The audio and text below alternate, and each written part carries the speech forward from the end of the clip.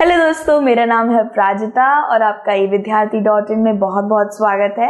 उम्मीद है आप सब अच्छा कर रहे हो, स्वस्थ हो और बिल्कुल ठीक हो। भगवान जी आपको बिल्कुल खुश रखे। तो जैसे कि आप जानते हो, हम लोग पार्ट 7 कर रहे थे दोस्तों, जनजातीय खानाबदोश और एक जगह बसे हुए समुदाय। ये पार्ट आपकी इतिहास की किताब से है और अंतिम विषय निष्कर्ष है। उससे पहले वाला विषय है नजदीकी से एक तरफ अहोम। तो अगर आप बात करें कि जनजातियों में सबसे अंतिम विषय कौन है, तो वो अहोम है। अहोम के बारे में थोड़ा सा जानते हैं कि कौन सी जगह से ये आते हैं। ये हमारे पूर्वी भारत है ना, उधर से हमारे पूर्वी भारत का एक हिस्सा है जिसको अंग्रेजी में नॉर्थ ईस्ट कहा जाता है और अंग्रेजी में से 7 सिस्टर्स भी कहा जाता है, क्योंकि वहां पे जो 7 राज्य हैं वो हमारे भारत में पड़ते हैं।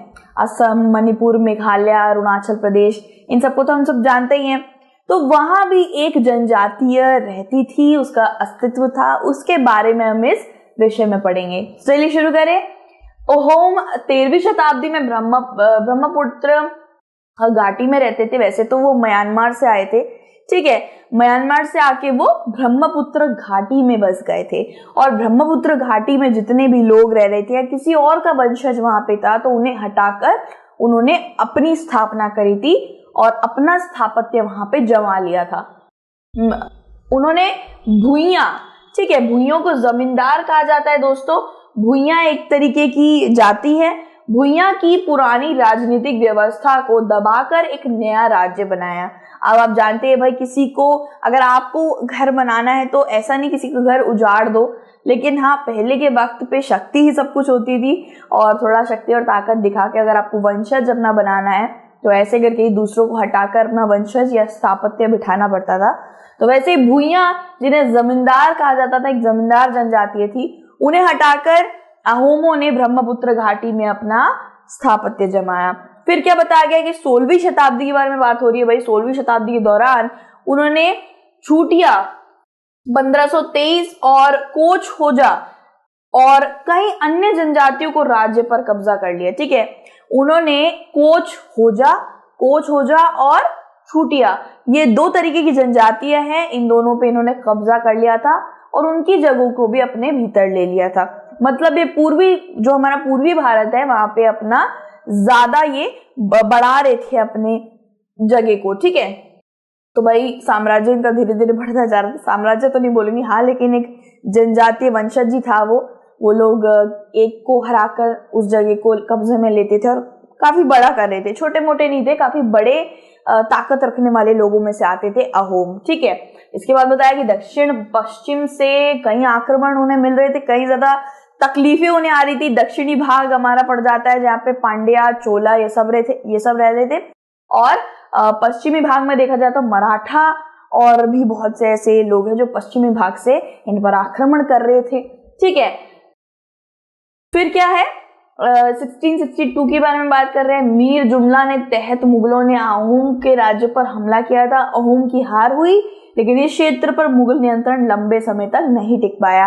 अब आप जानती है, हर जगह पे जहाँ पे अच्छा, मतलब एक आप कह सकते हैं कि परस्पर राज्य होता है या फिर ऐसी जगह जहाँ पे खुशहाली होती है, समृद्धि होती है, दिखता है कि हाँ ये राज्य थोड़ा बड़ा चढ़ा है, इसमें पैसा ऐसा भी बहुत होगा, वहां मुगल ना डाले डेरा, तो ऐसा हो सकता है। तो भाई अहोम जो उनको एक चुनौती लग रहे थे मुगलों को, तो अहोम को गिराने का उन लोगों ने सोच लिया। उस वक्त पे मीर जुमला नाम का एक आप कह सकते हैं कि वहां के राज्यपाल थे, किसी राज्य के राज्यपाल थे। उनको बोला गया कि आप अहोम के राज्यों पर कब्जा करें, तो उन्होंने जाके हमला किया। वो हार गए, अहोम सारे हार गए, लेकिन मुगलों का राज्य उस राज्य के ऊपर ज्यादा नियंत्रण रह नहीं पाया ज्यादा वक्त के लिए, ठीक है। अहोम राज्य जबरन मजदूरी पर निर्भर था। वो लोग मजदूरी करा करते थे और क्या चारा रह जाएगा जब आपके ऊपर कोई पराक्रमी योद्धा या फिर कोई पराक्रमी वंशज आके आक्रमण कर दे, तो भाई कुछ ना कुछ तो साधन निकालना पड़ता है पेट पालने के लिए। जिन्हें राज्य के लिए काम करने के लिए मजबूर किया जाता था, किसी और राज्य के लिए मजदूरों की तरह काम करवाया जाता था, बंधियों की तरह, और इनको पाइक कहा जाता था। बंधिया आप कह सकते हैं, बंधुआ मजदूर नहीं होते जिनको खरीद लिया जाता है, फिर जिनको अपने अधीन करके बहुत काम करवाया जाता है, उन्हें कुछ इस तरीके से काम करवाया जा रहा था, ठीक है। पाइक, ठीक है, इसको आप नाम याद रखिएगा, पाइक कहते हैं बंधुआ मजदूर को। प्रत्येक गांव को बारी बारी से कई पाइक भेजने पड़ते थे। अब मैंने जैसे आपको बताया, अहोम छोटा मोटा राज्य नहीं था, मतलब उसका छोटा मोटा राज्य नहीं था, अच्छा खासा वो उसने शहर और गांव अपने बसा रखे थे। तो बहुत अलग अलग गांव से बहुत से लोगों को जाना पड़ता था एक एक करके मजदूरी करने के लिए। प्रत्येक इकाई में, या फिर आप कह सकते हैं दिनांक के वक्त पे उन्हें जाना पड़ता था। समझ लीजिए, एक होता नहीं है हमारे यहाँ पे होता है कि अच्छा कक्षा 8 कक्षा 9 को, मेरे स्कूल में होता था कक्षा 8 कक्षा 9 कल जाएगी पिकनिक पर, कक्षा 12वीं और 11वीं जाएगी परसों। तो ऐसे ही होता था कि एक एक गांव से एक एक दिनांक पर इनको जाना पड़ता था। और घनी आबादी वाले लोग कम आबादी वाले स्थानों पर स्थानांतरित कर दिए जाते थे। ठीक है, अंग्रेजी में बोले तो माइग्रेट। ठीक है, स्थानांतरित कर दिए जाते थे। समझ लीजिए आप ले लीजिए एक गांव में 20 लोग हैं और एक गांव में 40 लोग हैं। ठीक है, तो भाई 20 लोग यहाँ हैं और 40 लोग यहाँ हैं, तो भाई यहाँ पे ये 30 लोग यहाँ से भेज दिया करते थे। ठीक है, तो दोनों में 30-30 हो गए, तो घनी आबादी वाले लोगों से निकाल के वो लोग थोड़ी कम आबादी वाले उसमें डाल दिया करते थे, जिससे सब समांतरित लगे। ठीक है, लगभग सभी पुरुषों ने युद्धों, बांधों के निर्माण, सिंचाई प्रणाली और सार्वजनिक कार्यों के दौरान सेना में सेवा दी। सेना, जो भी मुगलों की सेना थी उसके अंदर अहोमों ने सेवा कैसे दी, उन्होंने भाई सिंचाई करी, खेतों में हर तरीके का कृषि जो भी काम होता है वो करा, बांध बनाने में मदद करे, युद्ध में लड़ने में मदद करे, हर तरीके से उन्होंने सार्वजनिक कार्य हो गया, सफाई वफाई, सब में उन्होंने मदद करी, क्योंकि वो मजदूर थे, उनको जो बोला जाए वो वही करते थे। ठीक है, चावल की खेती की नई विधि उन्होंने निकाली थी। ठीक है, चावल की खेती आप जानते हैं कि पूर्वी दिशा में चावल बहुत खाया जाता है, दक्षिणी भारत में भी बहुत खाया जाता है। ठीक है, अहोम समाज को कुल या खेल में विभाजित किया गया था। अहोम एक बहुत बड़ा समाज था, बहुत ज्यादा लोगों की इकाई का समाज था, और इसको बांट दिया गया था छोटे छोटे समूहों में या फिर कुलों में, जिन्हें यहाँ पे कुलों में विभाजित किया गया था, जिन्हें खेल बोला जाता था। खेल बोला गया है इनके छोटे छोटे कुलों को या समूह को खेल बोला गया है। ठीक है, जिसमें बहुत कम जाति के कारीगर अन्य राज्यों में से आए थे। बहुत कम, पहले से शुरुआत से अहोम राज्य के अंदर कारीगर बिल्कुल भी नहीं थे। सुंदर स्थापत्य या कलाकारी बनाने के लिए कोई कारीगर यहाँ नहीं रहते थे, तो दूसरे शहरों से कारीगर बुलाए गए। राजा समुदाय की सहमति के बिना ग्रामीण की भूमि नहीं ले सकता था। पहले के वक्त में क्या होता था कि अगर आप अहोम साम्राज्य में एक व्यक्ति की तरह रह रहे हैं और आपकी जमीन है, तो राजा कितना भी शक्तिशाली हो, वो आपसे आपकी जमीन नहीं छीन सकता है। उसे आपसे पहले अनुमति लेनी होगी कि हाँ मैं आपकी जमीन ले सकता हूँ किसी कार्य के लिए या फिर किसी सार्वजनिक कुछ भी हो। अगर आपकी अनुमति नहीं है तो वो आपकी जमीन को छू भी नहीं सकता। ये वहां के व्यक्ति को बहुत अच्छी एक ताकत मिली हुई थी।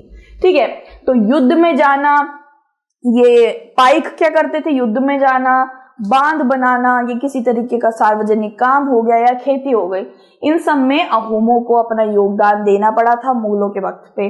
ठीक है, और जैसे कि मैंने आपको बताया मुगलों का नियंत्रण वहां से काफी कम हो गया था, तो वो खुद से ही अपना काम वाम कर रहे थे। भले उन पर कोई राज करे या ना करे, वो अपना करे जा रहे थे। हाँ, चावल तो खाना ही है, तो चावल का नियम अलग अलग बनाओ वगैरह वगैरह, कोई हो या ना हो वो अपना काम करते रहते थे।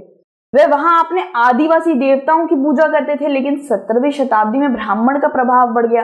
ठीक है, आदिवासी देवता उनके अलग देवता होते हैं ना, तो वो उनकी पूजा करते थे। लेकिन एक राजा था शिव सिंह नाम का, ये अहोम राजा ही था, जिसने कोच होजा और छुट्टिया राज्यों पर हमला कर दिया था और वो उसके अधीन हो गए थे। तो शिव सिंह ने क्या किया, शासनकाल में हिंदू धर्म को प्रमुख धर्म बना दिया, हिंदू धर्म को बहुत ज्यादा आगे बढ़ाया कि आप लोग सब हिंदू धर्म को ही अपनाएं। लेकिन वहां के बहुत सारे ऐसे लोग थे जो अपनी परंपराओं को नहीं छोड़ रहे थे, या तो कुछ इनकार कर रहे थे या तो हिंदू धर्म को मानने के बाद भी अपनी परंपराओं को नहीं छोड़ रहे थे। तो ऐसा देखने को मिला था। वहां का समाज बहुत परिष्कृत था, मतलब कि बहुत ही ज्यादा सब लोग सुचारू रूप से अपने राज्य को परस्पर बनाना चाहते थे, खुशहाल बनाना चाहते थे। कोई भी वहां पे बैठता नहीं था, सब कामकाजी लोग थे। ठीक है, और फिर क्या है, विद्वानों को भूमि अनुदान दिया जाता था। वहां पे बड़े बड़े विद्वान, बड़े बड़े आप कह सकते हैं कविता लिखने वाले, सबको भूमि अनुदान के रूप में दिया जाता था। पहले पे तो भाई रोकड़ा नहीं चलता था ना, तो भाई भूमि अनुदान दिया जाता था उनको एक तरीके से पेशी। रंगमंच को प्रोत्साहन काफी दिया गया, ऐसा नहीं कि नहीं ये नहीं चलेगा वो नहीं चलेगा, एकदम होता नहीं है सड़ियल राज्य, वैसा नहीं था। हर चीज को आगे जाने के लिए प्रोत्साहन दिया गया था। उसमें से एक था नाटकीय रूपांतर। जब नाटक वाटक नहीं होते, हम लोग विद्यालयों में भी करते हैं, तो भाई रंगमंच में नाटक वाटक करना, उसको भी प्रोत्साहन दिया गया। संस्कृत महत्वपूर्ण कार्य का कई भाषाओं में अनुवाद किया गया। वहां पे बहुत सी अहोम एक ऐसी जाति है जिसके बारे में आपको अच्छे से पता चल जाएगा, क्योंकि वो लिखावड़ी में विश्वास करते थे। उन्होंने बहुत चीजें लिखी थी संस्कृत भाषा में भी और अपनी भाषाओं में भी, उसको अलग से छपवाया था। ठीक है, ऐतिहासिक कृति जिसे बुरंजिस के नाम से जाना जाता है, पहले अहोम ने लिखी गई और दूसरी असमिया। तो अहोमों की भाषा अलग थी। ठीक है, तो ये आपने जैसे मेरे नाम बोला बुरंजिस, ठीक है, बुरंजिस एक ऐतिहासिक किताब है, अहोमों के ऊपर लिखी गई है। अहोम के बारे में जानना है तो भाई बुरंजिस ढूंढ लीजिएगा। तो ये 3 भाषाओं में लिखी गई है। पहली तो अहोम की जो उनकी भाषा होती थी, ठीक है, सामाजिक भाषा जिससे वो बात करते थे हर दिनचर्या में। दूसरी भाषा थी संस्कृत भाषा और तीसरी भाषा थी असामिया भाषा, असामी। ठीक है, तो इन भाषा में इनको क्या करा गया था, छापा गया था। ठीक है, तो ये हमारा भाई विषय खत्म हो गया अहोमों के बारे में। इसके बाद है निष्कर्ष, यानी कि इस पूरे पार्ट में हमें समझ के आता है। ठीक है, अंत में भाई क्या है भाई, अंत में जो भी है हम यहाँ पढ़ लेंगे, वो आप छोड़िए। तो दूसरे विषय में मिलते हैं जल्दी से। अपना ध्यान जरूर रखिएगा और भगवान जी को बिल्कुल खुश रखिए, बिल्कुल भी परेशानी मत लीजिएगा। और कमेंट बॉक्स में जरूर बताइएगा आपको ये विषय कैसे लगे और बाकी विषय भी कैसे लगे। फिर से मिलते हैं, टेक केयर एंड बाय।